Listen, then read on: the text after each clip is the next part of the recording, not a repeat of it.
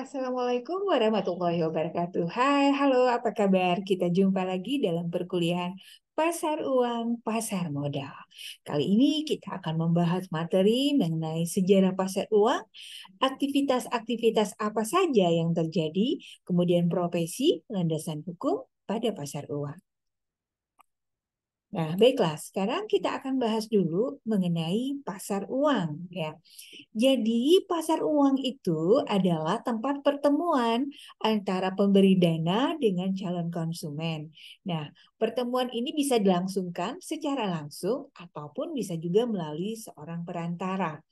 Pasar uang muncul karena ada transaksi permintaan atau penawaran terhadap sejumlah dana atau surat-surat berharga jangka pendek, umumnya kurang atau di bawah 270 hari atau kurang dari 1 tahun. Nah, kemudian pasar uang itu sendiri seperti di awal tadi kita katakan bahwa merupakan pertemuan dalam suatu pasar yang sifatnya abstrak ya untuk memperoleh permintaan dan penawaran dana jangka pendek. Dalam pasar uang, valuta asing diperlukan untuk membayar kegiatan ekspor impor dan utang luar negeri. Nah, secara umum pasar uang itu adalah suatu wadah atau tempat pertemuan antara pemilik dana dengan calon konsumen, baik mereka bertemu secara langsung, face to face, ataupun melalui perantara atas transaksi permintaan atau penawaran terhadap sejumlah dana atau surat-surat berharga jangka pendek. Nah, sekarang kita sudah membahas apa itu pasar uang. Apa sih ciri-ciri dari pasar uang? Yang pertama, tentunya bisa kita lihat di sini dari segi jangka waktu ya, dari segi jangka waktu. Pasar uang itu menjual dan membeli surat berharga dengan jangka pendek. Ya, beda dengan pasar modal yang menjual surat berharga berjangka panjang. Kemudian yang kedua, ciri dari pasar uang adalah tempat jual beli untuk pasar uang bersifat abstrak. Jadi tidak memerlukan tempat khusus seperti halnya pada bursa efek atau pada pasar modal. Kemudian yang ketiga, ini adalah dari segi tujuan. Pasar uang bertujuan untuk memenuhi kebutuhan modal jangka pendek seperti untuk modal kerja. Pasar uang tidak bertujuan untuk ekspansi perusahaan. Kemudian yang keempat, ciri dari pasar uang adalah dari sisi peserta. Peserta pasar uang umumnya adalah bank atau lembaga keuangan bukan bank yang memerlukan dana jangka pendek. Ya. Kemudian kita lanjutkan lagi, siapa saja pelaku pada pasar uang?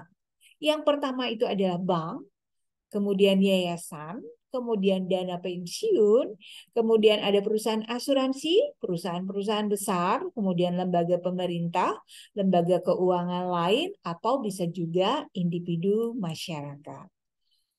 Nah, jenis pasar uang, instrumen apa saja yang ada di pasar uang, yaitu ada sertifikat Bank Indonesia, ada SBPU, surat berharga pasar uang, ada sertifikat deposito, ada interbank call money, kemudian ada commercial paper, dan ada treasury bills.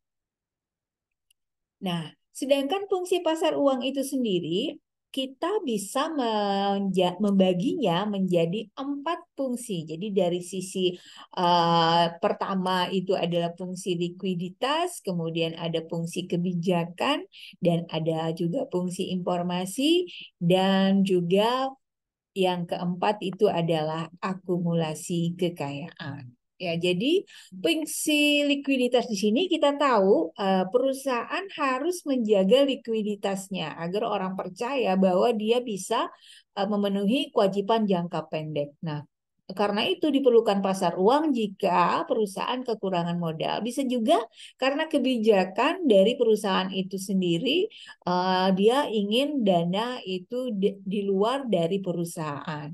Kemudian fungsi informasi ya. Jadi fungsi informasi itu kita bisa mendapatkan informasi-informasi di pasar uang ya yang diperlukan oleh perusahaan. Kemudian yang keempat itu adalah akumulasi kekayaan. Jadi kalau dia menjual atau meminjam di pasar uang ya maka surat berharga jangka pendek tadi dapat mendukung juga untuk aset-aset negara yaitu kekayaan di mana ada imbal hasil dari aktivitas investasi. Kemudian apa sebenarnya tujuan dari pasar uang? Ya, ada dua di sini ya tujuannya dari pihak yang membutuhkan dana dengan pihak yang menanamkan dana. Nah, kita lihat dulu di sini dari pihak yang membutuhkan dana. Apa tujuan pasar uang itu? Yang pertama, untuk memenuhi kebutuhan jangka pendek tentu saja. Yang kedua, tadi seperti awal kita sudah bahas untuk memenuhi likuiditas dari uh, perusahaan. Kemudian yang ketiga, untuk memenuhi kebutuhan modal kerja.